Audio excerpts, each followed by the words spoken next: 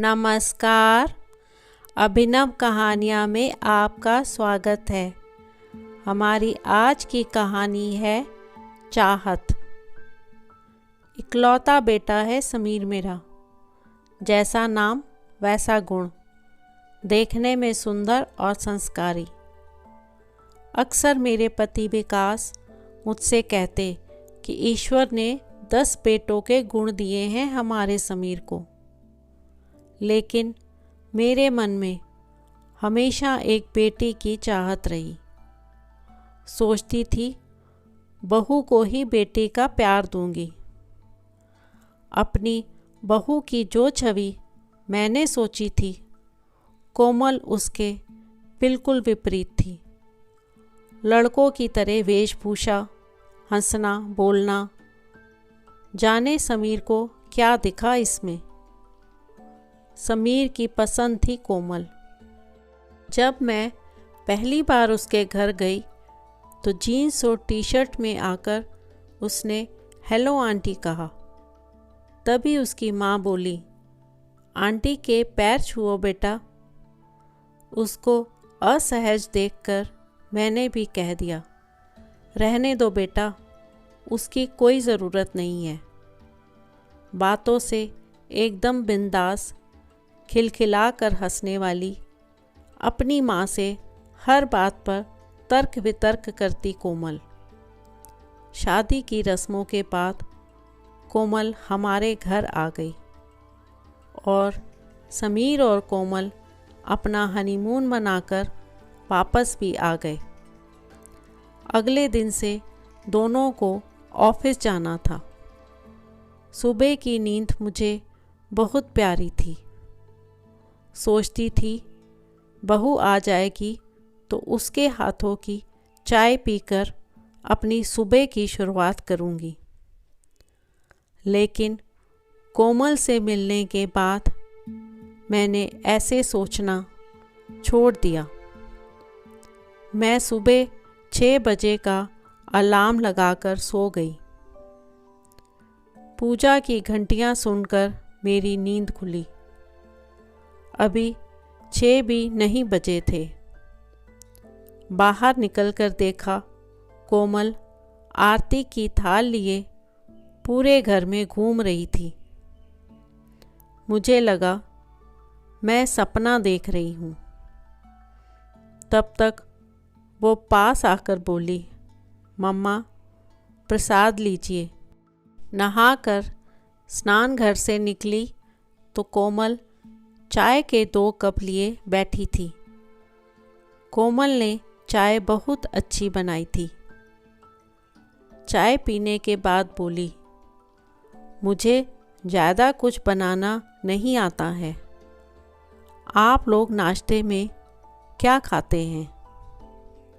इस पर समीर ने कहा, जो भी तुम बनाओ हम वही खाएंगे। मैंने कोमल से कहा, तुम्हें ऑफिस जाना है बेटा, तैयार हो जाओ। अभी काम वाली आ रही होगी, मैं उसके साथ मिलकर नाश्ता बना लूँगी। अरे नहीं मम्मा, नाश्ता तो मैं ही बनाऊँगी। फिर तो मैं पूरा दिन ऑफिस में रहूँगी तो घर पर सब आपको ही देखना पड़ेगा। कोमल कभी कोई मौका नहीं देती थी कमी निकालने का। साड़ी बहुत कम पहनती है। वो हर रोज़ हमारे पैर भी नहीं छूती। उसकी आवाज़ भी धीमी नहीं है। उसे घर के काम भी नहीं आते। वो एक आदर्श बहू की छवि से बिल्कुल जुदा है।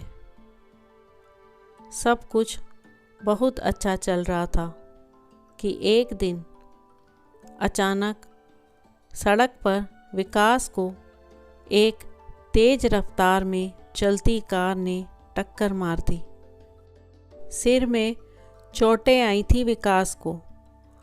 अस्पताल में मैं उन्हें आईसीयू के बाहर से देख घंटों रोती रहती। उस समय कोमल ने मुझे सास से बेटी बना दिया। वह मुझे एक माँ की तरह अपनी बाहों में भरकर चुप कराती, ज़बरदस्ती अपने हाथों से खाना खिलाती, हर समय यही कहती कि पापा बिल्कुल ठीक हो जाएंगे। अस्पताल के बिल, दवाइयों का खर्चा इस तरह से देती जैसे उसके अपने पापा का इलाज हो रहा हो। समीर और मेरे सामने मजबूत चट्टान बनी मेरी कोमल वास्तव में बहुत कोमल थी। घर आने के बाद भी विकास का ख्याल हम दोनों से ज़्यादा रखती। अपनी नई नवेली शादी के बावजूद देर रात तक हमारे साथ बैठी रहती। मासूम गुड़िया सी बहू का सपना देखने वाली सास को एक मजबूत बेटी मिल गई थी, जिसका चोला पाश्चात्य था पर दिल एकदम देशी था। आज मेरे जन्मदिन पर समीर ने कहा, माँ तैयार हो जाइए, आपकी पसंद की साड़ी खरीदने चलते हैं। मुझे कुछ नहीं चाहिए समीर, तूने कोमल के रूप में मेरी ज़िंदगी का सबसे बड़ा उपहार दे दिया है मुझे। मेरी भीगी आंखें पोंछकर समीर ने पूछा, वैसे है कहाँ आपकी प्यारी बहू जिसने आपका भी दिल जीत लिया? तब तक कोमल ने मेरे गले में अपनी बाहें डालकर कहा, जन्मदिन की बधाई हो माँ, और एक पैकेट पकड़ाते हुए कहा, ये दुनिया की सबसे अच्छी माँ के लिए। पैकेट खोलकर देखा तो उसमें बनारसी साड़ी थी, बिल्कुल वैसी ही जैसी मैं हमेशा से लेना चाहती थी। मेरे आश्चर्यचकित चेहरे को देखकर कोमल बोली, एक माँ के दिल की बात एक बेटी तो समझ ही सकती है ना मम्मा? हाँ मेरी प्यारी बेटी कोमल, मैंने कहा। मेरी आंखों में आंसू थे। विकास और समीर मुझे देख मुस्कुरा रहे थे। तो दोस्तों, आपको आज की कहानी कैसी लगी?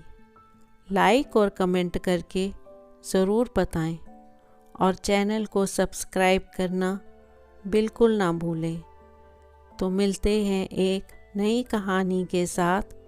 बहुत बहुत धन्यवाद।